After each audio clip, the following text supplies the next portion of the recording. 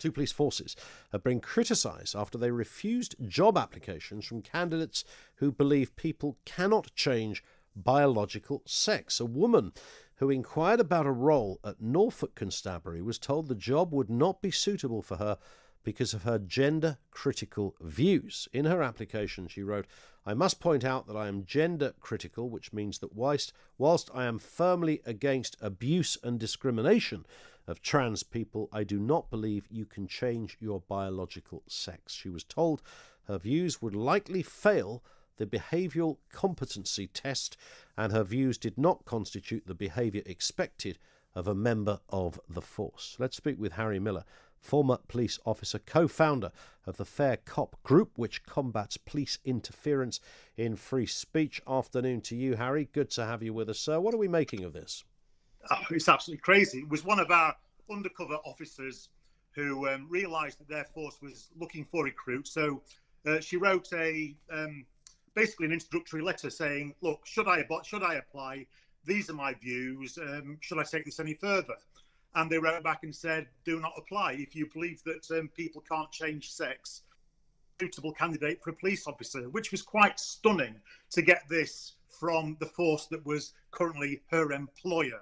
Now, it went further than that because she wrote back and said, look, I do understand that there are a number of police officers already in your police force who do not believe that people can change biological sex.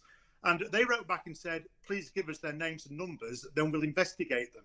I mean, that is absolutely out the sky Stasiism and lunacy. And of course, we can only imagine what would happen if those names had been forthcoming and they were identified. Yeah, absolutely. They'd be out on the rear. They'd be subject to a disciplinary process. Yeah. And the reason is because we now have that the police are not Dixon of Dock Green anymore, but they're rainbow trans flag flying, BLM kneeling, the paramilitary wing of Stonewall and other crazy pressure groups.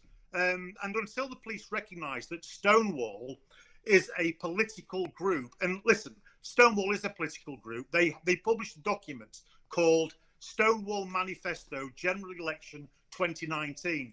Now, that's a bit of a clue that Stonewall is political, but the police seem to have no bother whatsoever in joining their allies scheme, their champions program, having Stonewall write their documents and have Stonewall dictate their recruitment policies so that people who believe in material reality, women who believe in material reality, are not fit candidates to be part of the Stonewall police. And that's shocking. Just to give you, I suppose, what some might say, Harry, would be the other side of this. I mean, the police are often damned if they do, damned if they don't. Their argument might be, look, if we start recruiting someone who has up front, to be fair, but actively told us that they have this view, then it's down to us to, as far as we can, to minimise any kind of potential discrimination that a new candidate might have. And this could just be a red flag. I'm sure this candidate is fine, but they've given us this information. And in the current climate, we have no choice but to wonder, well, if they think this, what else do they think? And that's not good if you're going to be a girl or a boy in blue.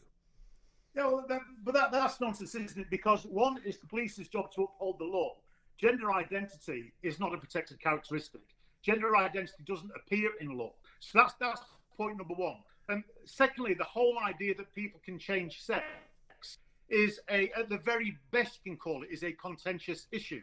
A contentious issue. Most people do not believe that human beings can change sex. Now, thirdly, what are we going to do with somebody who says, look, I just want to tell you up front that I'm a Muslim and I believe in one God, Allah, but I can tell you now that I will not discriminate against Christians or atheists. Are we going to deny them the chance to be a police officer because their views don't coincide with whatever the view of that police force is? It's utterly ridiculous to discriminate against women on the basis of a belief. And it's interesting the example you gave there, because in the case of the latter, somebody citing religion, where you are likely to come across far more examples that would test whether or not you have an ism against somebody than you would with the gender one.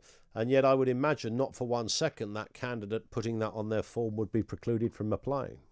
Yeah, absolutely. Having an ism is not a problem. You know, you can be a Jehovah's Witnessism. You can follow Islamism. You can follow whatever, flat earthism if you want. The only question that a police force should be asking is, are you able to follow the law? And are you able to operate without fear and without favour? That's it. Now, there's groups like FairCop, and there are other groups like the Free Speech Union run by Toby Young. We're pushing for the ability to speak freely and to speak within the law. That's all we want, to be able to speak and to discuss and to hold belief within the law and not to be discriminated against by these woke, Stasi political police force that we've got. It's interesting, isn't it? I mean, you are a former cop. I mean, did you experience any of this, in your words, Stasi-like behaviour during your time there, Harry? Well, they're not my words, actually. The Stasi was the High Court judge, Mr. Justice Knowles, who commented that the police, when they act in this way, behave like the Stasi, the Cheka, and the Gestapo. And no, of course not. When I was a police officer, we dealt in law and we dealt in reality. We did not deal in political nonsense. In fact, when I was a police officer, you weren't even allowed to have anything on your uniform, anything at all that might look as though it were political. Now, what's interesting is this. Every police officer takes an oath to the Queen. And I think that's significant, because if I ask you now, what is the view of Her Majesty the Queen on transgender issues? Could you tell me what they are? No, nobody would have a clue. Now, what about Brexit? Same. Black Lives Matter? Yeah, indeed. Exactly. And that's exactly how it should be with the police. We shouldn't know what the police think. But we do know what they think, because they joined the Stonewall Allies programme. They joined the Champion scheme. They pay thousands of pounds to become Stonewall's political billboards, and they wear Stonewall's colours on their epaulets. But what we need to do is get back to the oath of attestation that every police officer makes to the Queen, and they need to serve without fear or favour. And we don't need to know what a police officer thinks. But is there anything wrong with not so much an individual officer, but it would be argued, I suppose, Harry, that, look, what's happening here is that the police have been accused of systemic racism, institutional racism. They've been accused of bigotry. They've been accused of not understanding the needs of the gay community. So it's not an individual cop. It's the overarching police family. And therefore, once in a while, the police service needs to highlight that they have changed. They need to show that it's not life on Mars anymore. So a bit of a rainbow on your shoelaces or your epaulets, and maybe the odd knee on the ground for Black Lives Matter, I'm merely putting the arguments to you here, Harry, is a good thing, because it shows that the police are progressive and have moved forward. It's an entirely unnecessary thing, because all the police need to do is to affirm publicly and loudly that they will serve without fear or favour.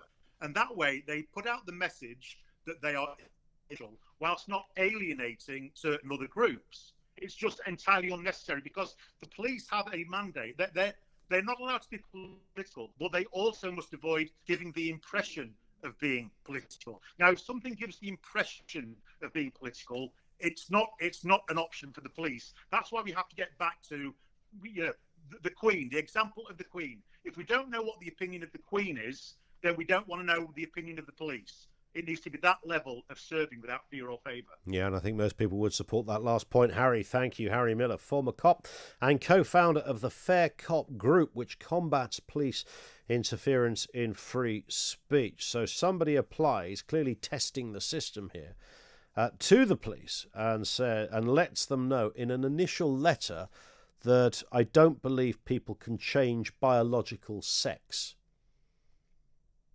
That, in Harry's words, is just a statement of fact. That doesn't mean somebody can't have a sex change or identify in a different way, but cannot change biological sex. And it is contentious. And I've certainly yet to interview the clinician or the psychologist who will tell me that you absolutely can do this, and that at best there is still huge debate in this area.